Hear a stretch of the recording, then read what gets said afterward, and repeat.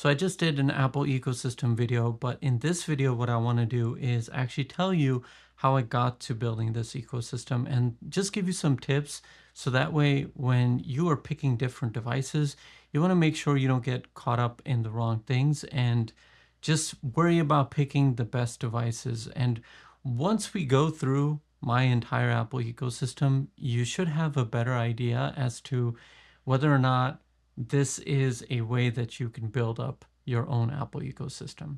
So in front of me, I have all the different devices that make up this ecosystem. And to be honest, we're just going to put the Apple TV aside because that's the entertainment side of things. And I just want to more so talk about all the utility based things. So this we're just going to put away for now, regardless of what iPhone or what Apple products you have. If you get an Apple TV, you're going to be really happy with it.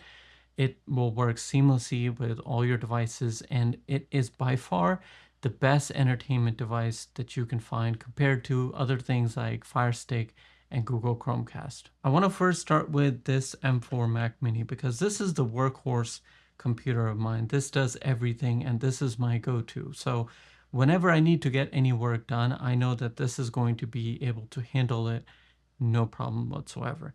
Now this has the M4 chip. This is the base model, 256 gigs.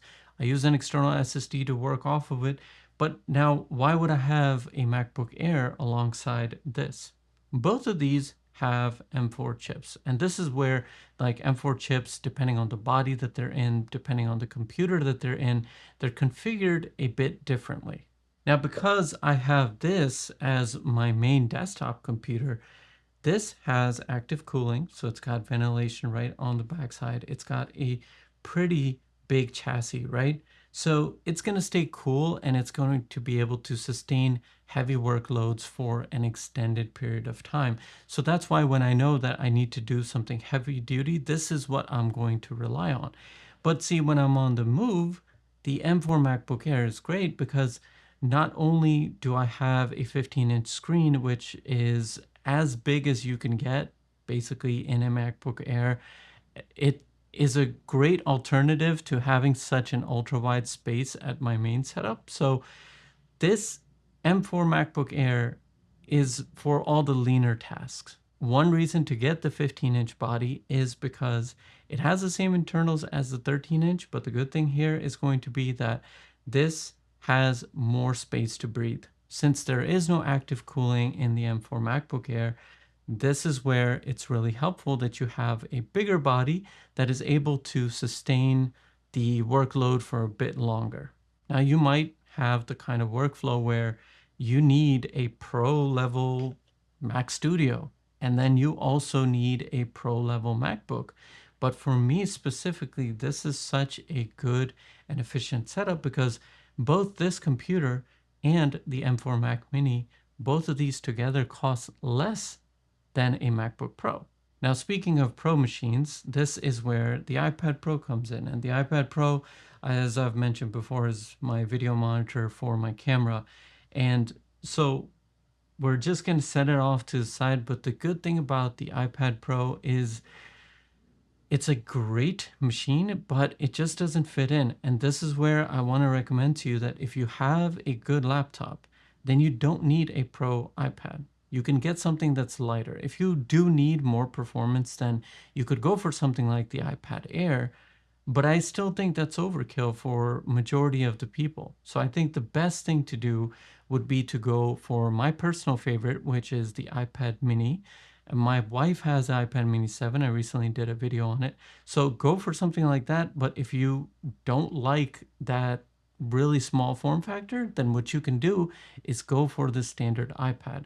But there's no reason to have a Pro iPad, but then also have a Pro MacBook and then also a Pro desktop setup. So you see where you can kind of put in different pieces. So that way, not every device has to have insane amounts of power. Because, for example, if I'm doing all the heavy stuff here on the Mac Mini and then the lighter stuff on the MacBook Air, when I'm taking the iPad, I'm not going to want to do anything that I can do with these two. So I can easily take one of these two machines, either the iPad Pro or the MacBook Air, and be good with it. And if you are stuck on whether you should get an iPad Pro or a MacBook Air, here's one piece of advice I'll give you. On the iPad Pro, you will always run into those instances where you go out and something comes up and you are just not able to do it on the iPad Pro because of iPad OS. Whereas on the MacBook, you're not going to have that problem.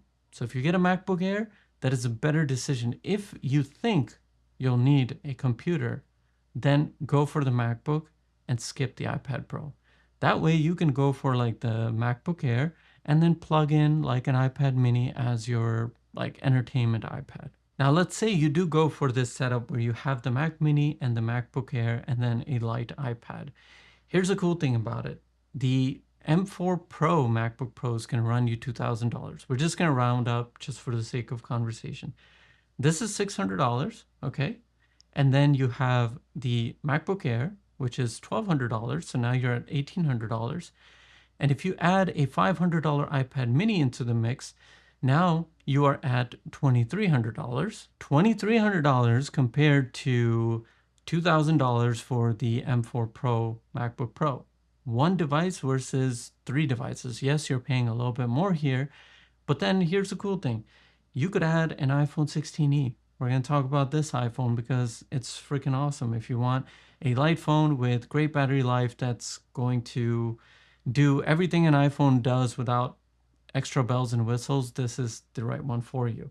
I'm not going to get into too much detail with this one, but here's the cool thing. This is also $600, right? So at the $600 price tag, now within $3,000, you have a bunch of different devices from your iPhone to your base Mac mini, and then a MacBook Air, and then you also have the iPad mini. So you've got a bunch of different devices already in your ecosystem. Some people pay that much for like a configured MacBook Pro. So that's what I'm saying is that you don't need to worry about going for pro devices with everything. Let's say you need a more powerful desktop, right? Then you can go for a beefier machine with this setup, but then you can go for a lighter machine and then maybe a lighter iPad or maybe skip the iPad. Really is going to be up to you. Next, we're going to move to the audio part. And here too, you don't have to go for the AirPods Max. I got these when they first came out and I was like, you know what? I'm just going to buy these one time. And I honestly wasn't even sure if I was going to keep them, but they're so good. I love the quality on these so that now I have one dedicated pair that is a good headphone that I can travel with.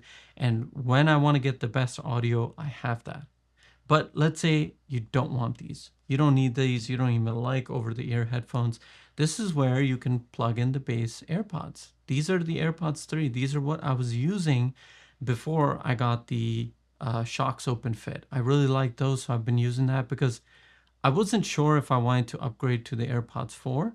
I wanted to, but I ended up not because I got to try out the Open Fit and I really like those headphones. So you can get something like the base AirPods, and the base AirPods are going to run you 129, I believe, or if you want the noise cancellation, which I personally, when I tried it from a friend's, I did not like it. Those are, I think, just under $200. But let's say you go for the 129. Again, 600, 1200, 1800, an iPad mini, then you're at 2300. With the iPhone 16e, you're at around 2,900, and then let's say you add this, and you're just above $3,000. But in $3,000, you have a bunch of devices that are going to last you a very, very long time. So you need to really just figure out how you're going to use these specific devices that you're looking at and get some that are going to be the workhorses and then others that are just going to be the ones that you go to in a pinch that you're not really going to rely on. Now, don't get me wrong, like the MacBook Air, it's got plenty of power to, do everything that I do on the Mac Mini, but I can notice always a difference between the two. Like just the pace of editing and just the load as you put more and more load on the machine. This is made for a leaner workflow. So don't get too caught up in having pro this and pro feature of this and then all the promotion and this and that. Don't get caught up in those things. Buy what is going to be best suited for you, and you're going to be able to build an ecosystem that is going to be with you for a very long time. I really hope that this video helps you. If you have any particular questions, please feel free to reach out to me in the comments, because yes, I do go to my comment section, and yes, I do get back to everybody because that's what I love. All right. Take care of yourself. If you've enjoyed this, please give it a thumbs up. Thank you so much for your time. Take care, and I will see you in the next video.